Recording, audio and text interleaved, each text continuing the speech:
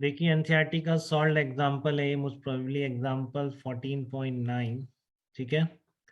इसमें भी आपको वैसा ही बाइसिंग सर, देखो इससे आप कंफ्यूज नहीं हो ना, ये वही है जो यूज है इसका आगे, बट अभी इस क्वेश्चन में इसका कोई यूज नहीं है, ठीक है। ये बाइसिंग सर्किट बन गया आपका, जाना पहचाना दिख रहा है सबको, आर बी ऐसे ही बनाते हैं अपन, R B, I B, V B B, ऐसे ही है, वी सी सी, और ये हो गया आर सी, ठीक है। तो ये वही बाइसिंग सर्किट है हमारा, डीसी सर्किट ट्रांजिस्टर के यूज के लिए, और आपने उस पर एक इनपुट लगा दिया है बस, ये ऊपर वी आई, ठीक है ना। तो ये इनपुट जो एसी वोल्टेज है ये यहाँ पर एम्पलीफाई होके मिलता है, ठीक है। तो यहाँ पर डीसी भी मिलता है, तो आप कुछ फिल्टर विल्टर से वो एसी आउटपुट अलग कर लेते हैं, ठीक है।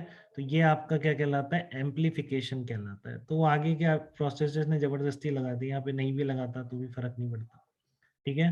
बट आगे से अपन जब इसका एम्पलीफिकेशन सर्किट अगर बनाते हैं तो बस ये दो चीजें हम ऐड करते हैं, एक तो एसी इनपुट जिसको आपको एम्पलीफाई करना है, जिसका वोल्टेज आपको बढ़ाना है, वो एसी इनपुट है, ठीक है। और ये फिर आपका वो एसी आउटपुट हो जाएगा। तो देखो आप इसमें कैसे करोगे, क्या क्या गिवन है लिखते जाओ पहले, क्या क्या गिवन है। V B B supply can be varied from 0 to 5 volt, ठीक है। वी बी बी पता है ये वाली, ठीक है। आप 0 to 5 वोल्ट वेरी कर रहे हैं इसको, ठीक है। बीटा डीसी आपको गिवन, अब ये देखो हमारे केस में बेटा अभी एक वोल्टेज गेन में बीटा एसी भी आएगा जब देखेंगे, तो हमारे केस में ये सेम है बिल्कुल, हम वो चीज़ पढ़ते ही नहीं है कि ये अलग हो जाए हमारे, ठीक है। तो कभी कंफ्यूज नहीं करना है, beta DC beta AC same है, ठीक है ना। फार्मूले के नाम पर आई सी अपॉन आई बी, इसमें फार्मूले के नाम पर just delta I C upon delta I B हो जाता है, ठीक है ना। Delta I C upon delta I B तो एसी करंट गेन हो जाता है, और I C upon I B DC current gain हो जाता है, बट हमारे लिए न्यूमेरिकल वैल्यू इनकी सेम ही रखनी है, कभी भी अलग नहीं करनी है उनको, ठीक है। तो बीटा डीसी आ गया आपके 250, आरबी कितना आ गया आपका 100 kilo ohm,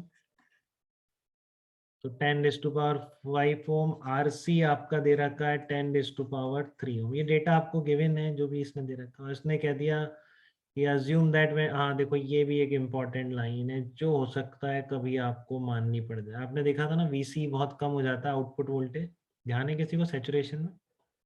yes sir, clear है एकदम, इस तरह का ग्राफ में था ना। हाँ ये जो वैल्यू है बहुत कम हो गई ना, तो ये हो सकता है बहुत यस सर, सैचुरेशन में आ जाता है ये। हाँ लिख दे तो बहुत ही अच्छा, और कई बार क्या पता ना दे और आपको वीसी की जरूरत पड़े तो जीरो निकाल के देखना आंसर आ जाए तो बहुत बढ़िया, ठीक है। क्योंकि मेन तो अलग हो सकता है भूल जाए लिखना, और लिख देता है, लिखना चाहिए नहीं ऐसे थोड़ी पता पड़ेगा, जैसे इसमें लिख रखा है एनसीईआरटी ने ढंग से। बट मैं आपको थोड़ा वार्न कर रहा हूँ कि कभी कभार इसको डायरेक्टली हम जीरो भी ले सकते हैं, क्योंकि जैसे हम अभी लॉ वो पढ़ेंगे लॉजिक गेट, ठीक है ना। तो वहां तो रूल है कि आपको ये वोल्टेज जीरो ही लेना है हमेशा, ठीक है ना। बट इस तरह के बाइसिंग सर्किट में भी क्या पता मीन्स वाला अपने आप समझ ले कि आपको पता ही होगा ये चीज, ठीक है। तो ध्यान रखिएगा, यहाँ लिख दिया है तो बहुत अच्छी बात है, V C equal to 0 volt, और वी बी भी लिख दिया, देखो 0.8 कर दिया यहाँ पे, तो ये 0.6 0.7 तो वेरी करता रहता है, ठीक है। बट यहाँ पर क्लियरली 0.8 भी दे दिया उसको वी बी को, ठीक है। तो डेटा सारा क्लियर है, हमें पता है कौन क्या है, ठीक है। टर्मिनोलॉजी हमको बहुत अच्छी तरह आ चुकी है, वीसीसी भी गिवन है ना ये 5 वोल्ट, यहाँ लिख दो उसको, वीसीसी भी गिवन है 5 वोल्ट। तो टर्मिनोलॉजी में किसी को कोई दिक्कत नहीं है, सब बच्चे कंफर्टेबल हैं इसमें एकदम, ठीक है। वीसी 0 वोल्ट हो गया, और वीबी आपका आ गया 0.8 वोल्ट। अब करना तो कुछ आता ही नहीं है ना, मैं इसमें तीन इक्वेशंस के अलावा कंफ्यूजन ही खत्म है, उनसे बन रहा है तो डायरेक्ट होगा इसमें तो। हाँ, उनसे बन रहा है तो ठीक है, नहीं बन रहा है तो खत्म, बस नहीं करेंगे क्वेश्चन, और क्या। और तो कुछ तो आता ही नहीं है ना बेटा इस टाइम, और क्या आता है, ठीक है। तो इसने सब दिखा रखा है, saturation, switch on switch off, ठीक है, बहुत अच्छी बात है। Base bias transistor in common ammeter configuration, तो यहाँ पर फिर मैंने इसको सॉल्व किया, जो जो ये वैल्यू पूछ रहा है, पहले इसने सबसे पहले आई बी निकलवाई है, ठीक है। तो निकाल दो, इसमें क्या है, वी बी दे रखा है ना, ठीक है। और आउटपुट दे रखा है वी सी, अच्छा सैचुरेशन में देखो अब तो फिर यहाँ जीरो कर देंगे आप सैचुरेशन, ठीक है ना। At saturation V C zero दे रखा है, तो एट सैचुरेशन आई सी की वैल्यू निकल जाएगी, ठीक है ना। एट सैचुरेशन आईसी की calculate the minimum base current for transistor will reach saturation, तो ये ध्यान रखेंगे बेस करंट जब पूछेगा जिससे ट्रांजिस्टर सैचुरेशन में पहुंच जाएगा, तो डेफिनेटली फिर आपको आईसी पता पड़ जाएगा पहले से, ठीक है ना। आपसे क्या पूछ रहा है, बेस करंट ट्रांजिस्टर को सैचुरेशन में पहुंचाने के लिए, स्टैंडर्ड है क्वेश्चन। तो ट्रांजिस्टर को सैचुरेशन में पहुंचाने के लिए बेस करंट कितनी होगी, तो हमेशा तैयार रखिए कि इसमें आपको आईसी पहले से पता पड़ जाएगा, फिर beta is equal to IC upon IB से आप आईबी निकाल लेंगे। ठीक है, इसमें कंफ्यूज नहीं करेंगे कि उसने सैचुरेशन पे बेस करंट पूछ लिया और हमने गलत कर दिया, ऐसा नहीं। ठीक है, सैचुरेशन पर क्या है आपका वीसी 0 है, तो यहाँ से आईसी निकाल लो। सैचुरेशन पर वीसी बोल रखा है ना, एट सैचुरेशन 0 हो गया, तो जब सैचुरेशन पे 0 हो गया तो उस टाइम पर आईसी कितनी है, क्योंकि आईसी अपॉन आईबी कांस्टेंट है। ठीक है ना, आईसी अपॉन आईबी क्या है, कांस्टेंट है। तो सैचुरेशन पर बेस करंट आप कह रहे हो कि वो वीसी आप कह रहे हो 0 ले लो, तो ठीक है हम 0 ले लेते हैं, उसमें क्या है, तो कुछ देते हैं यहाँ पे 0.02 0.01, तो वो ले लेते हैं। ठीक है, तो इसने 0 कह दिया, सैचुरेशन पर आईसी आ गई आपकी, शब्द गिवन है वीसीसी और आरसी आपको गिवन है 5 वोल्ट डिवाइडेड बाई 10⁻³ तो बस यहाँ से फिर आई बी निकल जाएगा, आई बी कितना आ जाएगा आपका 20 माइक्रो एम्पियर आ जाएगा। ठीक है, अब आपसे पूछ रहा है, चलो आपने निकाल दी, base current required for take the saturation, determine V1 when the transistor is switched on. तो जब ट्रांजिस्टर स्विच ऑन है, मतलब आप किस में होता है स्विच ऑन, सैचुरेशन में।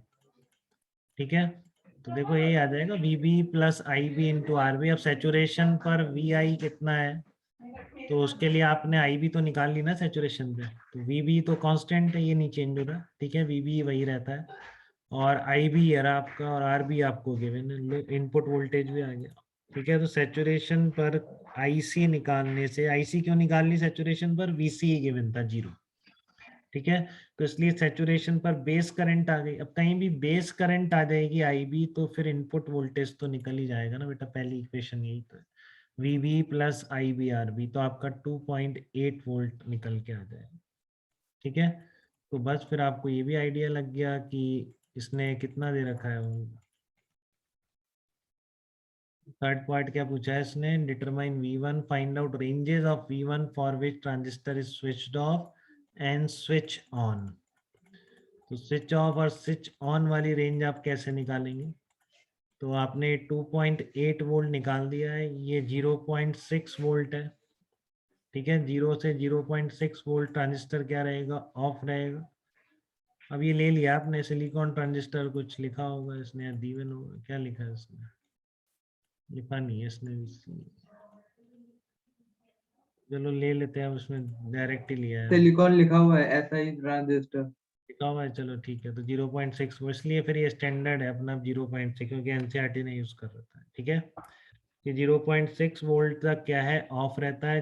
अभी आपने वी आई निकाल लिया, सेचुरेशन पर कितना वोल्टेज है, तो 0.6 से 2.8 वोल्ट एक्टिव रहता है, जिसने 0 से 5 वोल्ट तक वेरी कराना बेटा इनपुट।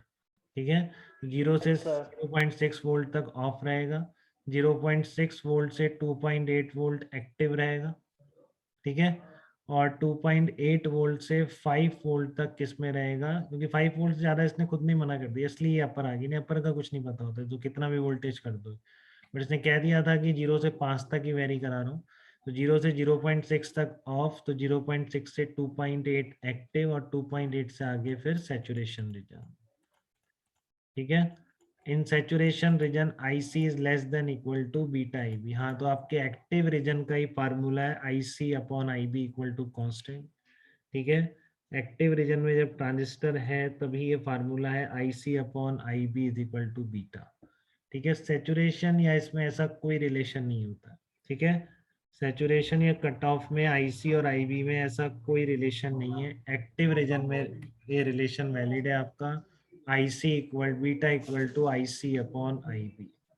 ठीक है, तो जब भी आपको ये गिवन होगा बीटा, तो आपको फिर ये सोचने की जरूरत नहीं है कि सैचुरेशन में है या क्या है, आपको वही यूज करना है, वो अपने आप एक्टिव रीजन की बात कर रहा हूँ। ठीक है ना, beta is equal to IC upon IB, but saturation region cross करते ही ये फार्मूला वैलिड नहीं होगा। तो इतनी कहानी थी, ये 2-3 क्वेश्चंस थे आपके बायसिंग सर्किट के ऊपर। ठीक है, तो फिर इन्हीं पर बेस्ड एक प्रॉब्लम आ गया था आपका 2019 में, वो देखो आप कर पा रहे हैं क्या।